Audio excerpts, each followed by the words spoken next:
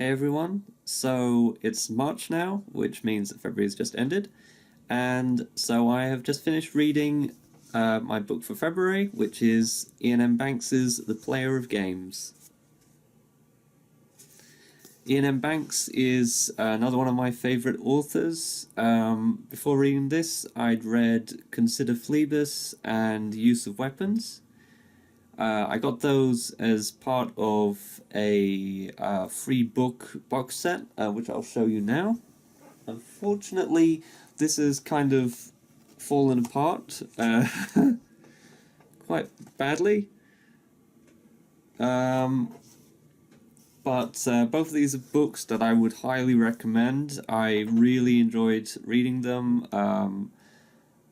There's something really awesome about the way that Iain M. Banks writes his books. The language is incredibly descriptive, and the setting is just one that really fascinated me as soon as I got halfway through Consider Phlebas and started learning a little bit more about the culture, which is something I'm going to talk about a bit more in this video.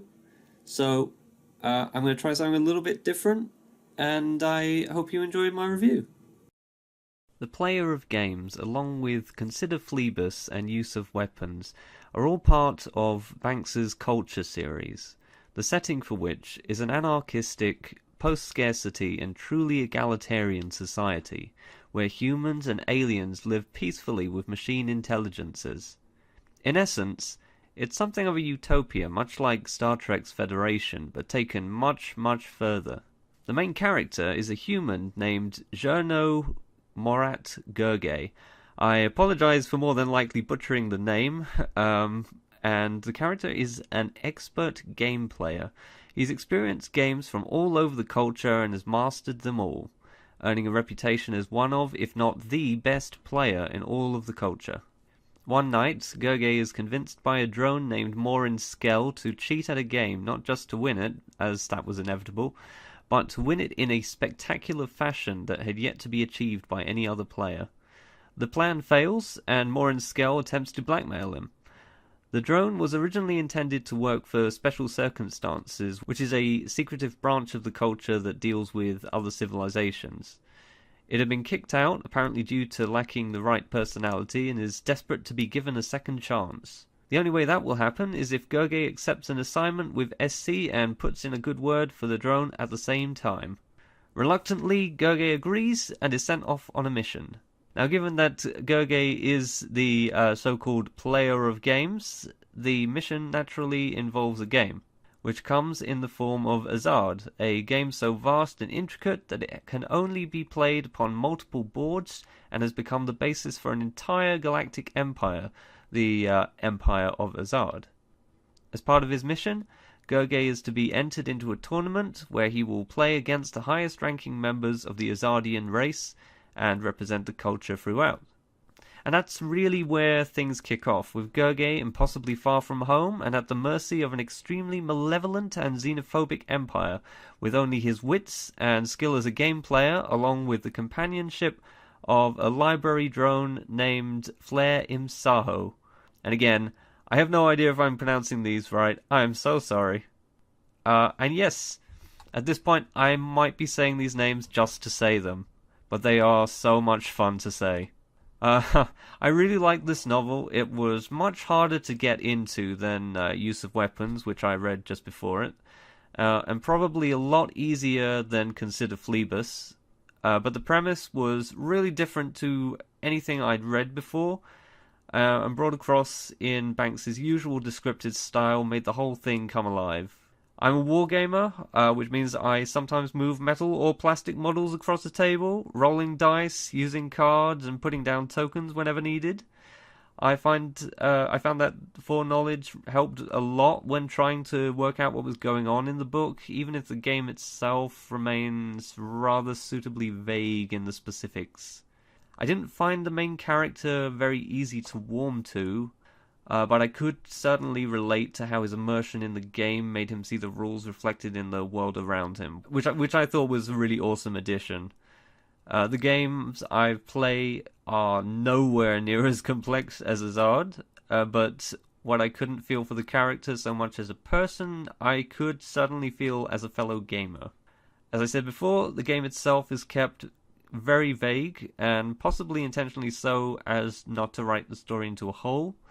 All you really need to know about it is that it's an immensely complex game, one upon which the Azadians themselves have become incredibly reliant for ordering their society and maintaining power, with positions in government chosen based on an individual's success or failure in the game. Another aspect of the Azadians I found to be fascinating was that they are a species with three sexes. They have the usual male and female, and a third sex referred to as apices or the apex. Because of their massive importance to the continuation of the species, APCs, I'm not really sure if I'm pronouncing that right, I hope I am, have managed to take control at all levels, relegating the other two sexes to very specific roles. Males are mostly laborers, and soldiers, females are mostly slaves. The whole thing comes across like a biting commentary on just how awful it is for either sex under a system designed to oppress. And even then, there are examples of APCs who suffer as well, making it much more of a case of the haves and the have-nots. I think personally, my favourite parts had to do with the political intrigues going on in the background. With the game so central to the Empire of Hazard, any threat to it is a threat to the stability of the Empire as a whole. So there's a lot going on behind the curtain to keep Gurgay in his place and ensure he doesn't rock the boat without actually interfering with the game itself.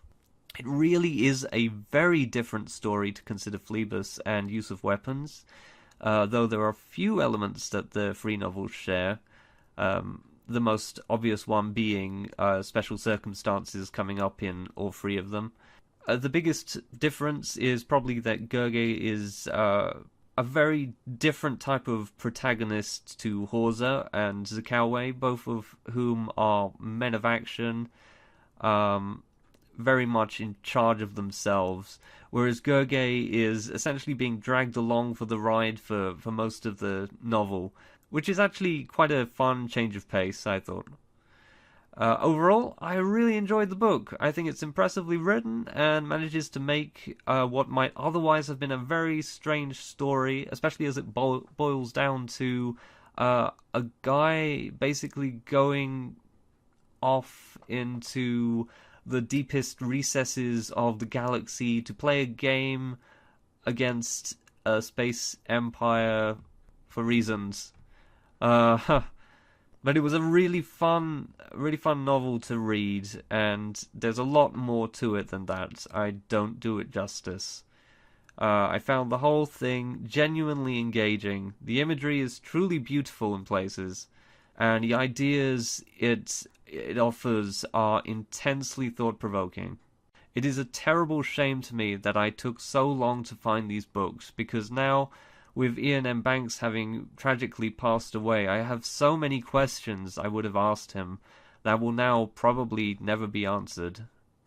Far, far more than the setting of Star Wars or Harry Potter's Wizarding World or even the Federation of Star Trek, I find myself desperately wishing we lived in that perfect society that the culture represents. Obviously, so much of it is due to the fact that the citizens of the culture want for nothing, need and want being the driving force for so much of humanity's strife. All the same, the world Banks created is one of such incredible optimism. The idea that this level of advancement might one day, even in the very, very distant future, be available to us, gives me some small measure of hope for mankind. And that's my review of The Player of Games. There is a little bit more, which I'm going to upload as a separate video, and I'll leave a link to that here. That section will probably include a great deal of spoilers, so if you haven't read the book, then probably you might want to avoid that.